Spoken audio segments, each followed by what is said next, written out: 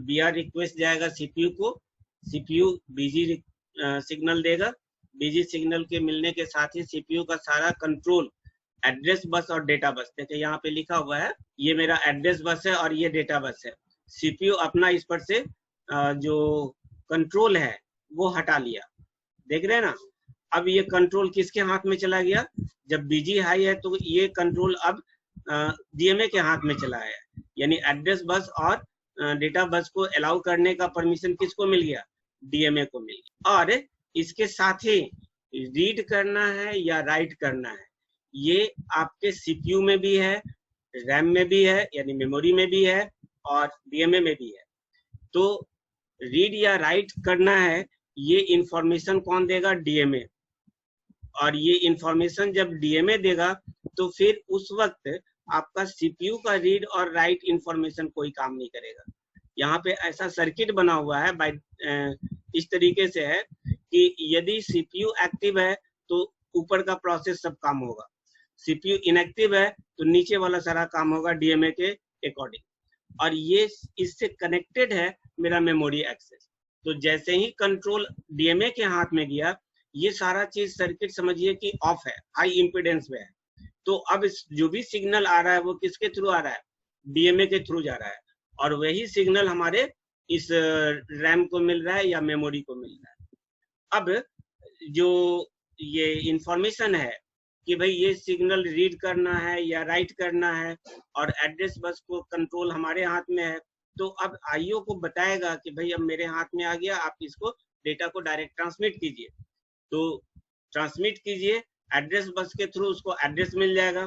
और ये एड्रेस, इसके लिए यहाँ पे DS और RS दो डिफरेंट सिग्नल्स होते हैं, रजिस्टर सेलेक्ट और DS हो गया डेटा सेलेक्ट। डेटा सेलेक्ट है तो कौन सा डेटा किस एड्रेस पे है वो एड्रेस बस के थ्रू इस एड्रेस को पता चल गया, और ये जो भी डेटा देगा उसी एड्रेस पर डेटा हमारा स्टोर होगा। तो इस तरीके से यहाँ पे काम होता है। और आई थिंक कि इधर का सर्किट तो समझ में आ गया। इंटरप्ट जनरेट होगा किसी भी केस में, जैसे मान लीजिए कि हमारा वर्ड काउंट हमारा 0 हो गया, तो जैसे वर्ड काउंट 0 होगा एक इंटरप्ट जनरेट होगा, CPU को भी पता चल गया, और CPU को जैसे पता चला वो कोशिश करेगा कि भाई कंट्रोल हम अपने हाथ में ले लें, ठीक है, क्योंकि इसका मतलब है DMA जो रिक्वेस्ट किया था IO को डेटा ट्रांसमिट या रिसीव करना है, वो काम फिनिश। वो काम जैसे फिनिश हुआ, CPU अपने हाथ में सारा कंट्रोल ले लेगा ताकि रेस्ट जो काम है कंप्यूटर का वो कर सके, क्योंकि मैक्सिमम टाइम तक DMA को हम यूज नहीं कर सकते। मैक्सिमम टाइम यूज करेंगे तो सिर्फ आपका रैम और IO के बीच कम्युनिकेशन हुआ, जबकि CPU को कंट्रोल करना है सारी डिवाइसेस जो हमारे सिस्टम में हैं। तो वो सिर्फ अपने टाइम को बचाने के लिए, जो अभी ऊपर बताए थे 2 साइकिल लगता है, उस टाइम को बचाने के लिए अपना असिस्टेंट बनाया DMA को सर्टेन टाइम के लिए, और वो इमीडिएट चेक करता है कि जैसे ही DMA का काम ओवर होगा हम कंट्रोल इमीडिएटली अपने हाथ में ले लेंगे, और वो सब इंटरप्ट के थ्रू हमको पता चल जाता है। तो ये काम हो गया। अब इस एड्रेस सेलेक्ट में जो डेटा वगैरह है इसको हम लोग किस तरीके से हैंडल करते हैं वो थोड़ा सा आपको दिखा देना चाहते हैं। और इसको एक्सेस करने के लिए हमारे पास ये 4 पार्ट हैं, read, right, address bus, data bus. तो रीड, राइट, एड्रेस बस और डेटा बस, इस 4 की कंट्रोलिंग CPU अपने हाथ में रखता है, और इस 4 की कंट्रोलिंग DMA भी अपने हाथ में रखता है। लेकिन दोनों एक साथ एक ही इंफॉर्मेशन या अलग अलग इंफॉर्मेशन ना दे, इसलिए यहाँ सर्किट बना हुआ है कि जब CPU एक्टिव होगा तो ये वाला सारा काम होगा ऊपर का, ये एक्टिव हो जाएगा और ये सब इनएक्टिव है। लेकिन जब DMA एक्टिव होगा तो ये सब काम अब आपका इनएक्टिव हो जाएगा, और ये सारा काम अब आपका एक्टिव। और ये एक्टिव इनएक्टिव कैसे होगा, इस BR और BG और इंटरप्ट के हेल्प से होगा। अब इतना काम करने के बाद नेक्स्ट वर्क रह जाता है हमारे पास कि भाई रीड राइट कैसे हम भेजेंगे। एड्रेस तो मिल गया, सब चीज मिल गया, एड्रेस किस लोकेशन पर भेजना है, तो इसके लिए RS है, रजिस्टर सेलेक्ट वगैरह, यहाँ पे अभी जस्ट बताए थे RS रजिस्टर सेलेक्ट है। डेटा या तो आप रजिस्टर से भेज सकते हैं ये डेटा, और वो किस एड्रेस पे जाना है वो एड्रेस बस से मिल जाएगा DS के थ्रू। यहाँ पे डेटा सेलेक्ट लिखा हुआ है, किस डेटा को किस एड्रेस पे भेजना है वो ये इंफॉर्मेशन मिलते चला जाएगा। और यदि ये अपना डेटा नहीं ट्रांसमिट करना चाहता है तो IO को अपना असिस्टेंट बनाएगा और उसको रिक्वेस्ट को उसको एक्नॉलेज करके कहेगा तुम अपना डेटा डायरेक्ट डेटा मेमोरी को सेंड करो इस एड्रेस। और ओके, तो इस कंसेप्ट को थोड़ा सा और क्लियर करने के लिए हम यहाँ पे एक फिगर बनाते हैं बॉटम में और आपको समझाने की कोशिश। ऊपर का फिगर तो क्लियर है, अब थोड़ा सा और इसमें आपका समय लेंगे और उसको क्लियर करने की कैसे काम होता है, एक जस्ट उसका एक ऑपरेशन बताना चाहते हैं कि ऑपरेशन कैसे वर्क कर रहा है। तो सबसे पहले हम यहाँ पे एक IO डिवाइस, ये मेरा IO डिवाइस है। एक चीज और आपको बता दें कि जो हम कंट्रोलर की बात कर रहे हैं, DMA कंट्रोलर, उस DMA कंट्रोलर में एक साथ 4 डिवाइस को हैंडल करने की परमिशन है, यानी 4 input output devices at a time वहां पे वर्क कर सकते हैं जो DMA कंट्रोलर का नंबर दिए हैं। दूसरे DMA कंट्रोलर में कुछ और हो सकता है, ठीक है, लेकिन यहाँ पर जो हम दिए हैं उसके अकॉर्डिंग सिर्फ आपके पास 4 इनपुट आउटपुट डिवाइसेस हो सकते हैं, और हर एक का अपना वर्ड काउंट होगा और एड्रेस बस होगा या एड्रेस रजिस्टर होगा, ताकि वो अपने अकॉर्डिंग एड्रेस और वर्ड काउंट को हैंडल कर सके। इसमें यदि 4 IO डिवाइस है, मान लीजिए ये I1 है, फिर I2 होगा, I3 होगा, I4 होगा, तो यहाँ अब कन्फ्लिक्शन हो सकता है। प्रॉब्लम, भाई हमको डेटा भेजना है, उसी समय ये भी कहता है हमको भी डेटा भेजना है। एड्रेस बस डेटा बस तो एक ही है सिस्टम का, लेकिन इसके पास अपना अलग अलग है। ये दोनों के दोनों अपना डेटा सिस्टम बस पर डाल दे। अब जैसे ही सिस्टम बस पर दोनों का डेटा जाएगा, दोनों में से किसी का काम नहीं होगा, दोनों ऑफ। तो इस प्रॉब्लम को रोकने के लिए यहाँ पे प्रायोरिटी बनाओ। प्रायोरिटी क्या है, जिसका IO चैनल वैल्यू कम होगा उसकी हाईएस्ट प्रायोरिटी, यानी I1 की प्रायोरिटी I2 I3 4 से ज्यादा है और 4 की प्रायोरिटी ऊपर वाले तीनों से सबसे लेस है।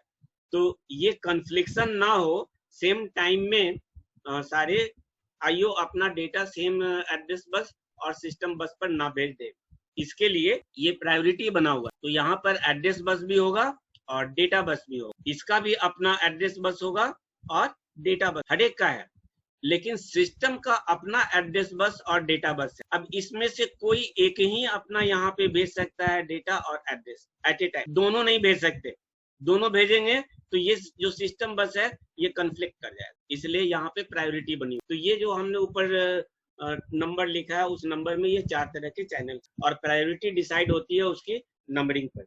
जिसकी लोएस्ट नंबरिंग होगी उसकी हाईएस्ट प्रायोरिटी होगी, जिसकी हाईएस्ट नंबरिंग होगी उसकी लोएस्ट प्रायोरिटी होगी। ओके, चलिए इसको कैसे हम हैंडल करते हैं। मान लीजिए कि हमारा कोई IO डिवाइस, ये मेरा, हम एक IO डिवाइस का बात कर रहे हैं लेकिन यहाँ पर 4 हो सकते हैं। ओके, तो वो आप डिजाइन कर सकते हो, हम एक का केवल बता दे रहे हैं। तो ये मेरा IO है और ये पहला अपना रिक्वेस्ट भेजता है, DMA रिक्वेस्ट भेजेगा। भैया DMA को रिक्वेस्ट भेज रहा है, क्या भेज रहा है, DMA कंट्रोलर। यहाँ पर DMA कंट्रोलर है, कंट्रोलर लिखना पड़ेगा, 2 वर्ड लिख देते हैं, DMA अपना रिक्वेस्ट सेंड किया किसको, DMA कंट्रोलर को। अब DMA कंट्रोलर का काम होता है अपना बस रिक्वेस्ट सेंड करेगा किसको, बस रिक्वेस्ट सेंड करेगा, और जैसे ही ये CPU को अपना बस रिक्वेस्ट भेजा, उसके कॉरेस्पॉन्डिंग CPU इसको क्या ट्रांसमिट कर रहा है, BG बस ग्रांट का सिग्नल दे दिया। अब बस ग्रांट का सिग्नल यदि दे दिया तो BG की वैल्यू क्या हो गई, BG की वैल्यू हाई हो, BG इक्वल टू हाई। और इस BG हाई में अब ये क्या कर रहा है, यहाँ से एड्रेस रिक्वेस्ट आता है। तो इस DMA कंट्रोलर के पास अपना एड्रेस है, ऊपर फिगर में देख, वो एड्रेस जो यहाँ पर दिया हुआ है उस डेटा पर, उस एड्रेस पर हमको डेटा रीड और राइट करना है, दोनों में से कोई एक। तो ये एड्रेस बस में जो भी एड्रेस है उसके सारे बिट अब किस पर चले जाएंगे, एड्रेस बस पे चले जाएंगे। एड्रेस बस क्या है, पैरेलल वायर के कनेक्शन है, ये एड्रेस बस पे जाएगा। और ये एड्रेस बस पर कौन सा बिट जा रहा है, तो जो इसके एड्रेस रजिस्टर में रखा हुआ है। और इसके साथ ही साथ ये क्या करता है, रीड और राइट का सिग्नल देता है कि भाई रीड करना है या राइट करना है, वो भी सिग्नल ले लो, दोनों में से कोई एक ही होगा। और read write signal by directional होता है, क्योंकि आईओ भी भेज सकता है डीएमए को, डीएमए भी भेज सकता है आईओ को। So this two are bi direction. Point समझ में आ गया होगा आई थिंक। अब ये दो काम करने के बाद कौन कौन सा काम किया, एड्रेस रजिस्टर से जो एड्रेस लिखा हुआ है उस बिट को एड्रेस बस पे डाल। और दूसरा काम क्या किया, रीड और राइट सिग्नल में से कौन सा काम, वो हाई कर दिया। तो एक और ये दो काम करने के बाद अब डीएमए कंट्रोलर क्या करता है, ये डीएमए का ही पार्ट है, एक डीएमए एक्नॉलेजमेंट सेंड करता है। डीएमए एक्ट, ये वाइस वर्सा होता है, डीएमए के थ्रू आईओ, आईओ के थ्रू डीएमए। तो डायरेक्शन केवल देखो, हम एक बता रहे हैं कि इनपुट आउटपुट कैसे मेमोरी को ट्रांसमिट कर रहा है, वो हम केवल बता रहे हैं। तो सबसे पहला काम था, आईओ ने अपना डीएमए रिक्वेस्ट डीएमए कंट्रोलर को दिया। डीएमए कंट्रोलर इस रिक्वेस्ट के against BR interrupt high value देकर के सीपीयू को सेंड किया। सीपीयू अपना सारा काम वगैरह छोड़कर कंट्रोल बस वगैरह कंट्रोल किसको दे दिया, डीएमए के थ्रू, और इसको इन्फॉर्म किया बीजी हाई करके। जैसे बीजी हाई हो गया, अब ये डीएमए कंट्रोलर के पास एड्रेस रजिस्टर में जो भी एड्रेस बिट वगैरह हैं उसको एड्रेस बस पे रख दिया। और रीड और राइट में से किसी एक सिग्नल को जो काम करना है उसके अकॉर्डिंग इसको एक्टिवेट किया। अब ये दो काम करने के बाद डीएमए कंट्रोलर अपना डीएमए एक्नॉलेजमेंट सेंड किया किसको, आईओ को। अब जैसे ही आईओ को ये सेंड किया, आईओ अपना जो भी डेटा है जिसको हम यहाँ पे बोलते हैं वर्ड, आईओ को जो सेंड करना था वो वर्ड किस पे भेज देगा, ये डेटा बस पर। यहाँ से ये अपना एड्रेस बस उसको मिल चुका है, डीएमए ने इंडिकेट कर दिया कि मेमोरी के किस एड्रेस पे जाना है, वो इंडिकेट कर चुका है। और उस एड्रेस पर रीड करना है या राइट करना है ये भी बता दिया है डीएमए, पहले ही सिग्नल हाई कर दिया है उसने। और सिग्नल हाई हो चुका है, अब ये एक्नॉलेजमेंट कर रहा है आईओ को कि भाई आप अपना वर्ड जो है डेटा बस पे डाल दो। और डेटा बस पे डालने के लिए इसका डेटा रजिस्टर में जो भी डेटा है उस डेटा को ले जाएगा। अब ये एड्रेस बस पर जैसे ही जाएगा वो साइकिल से डेटा कहाँ पे पहुंच जाएगा, मेमोरी में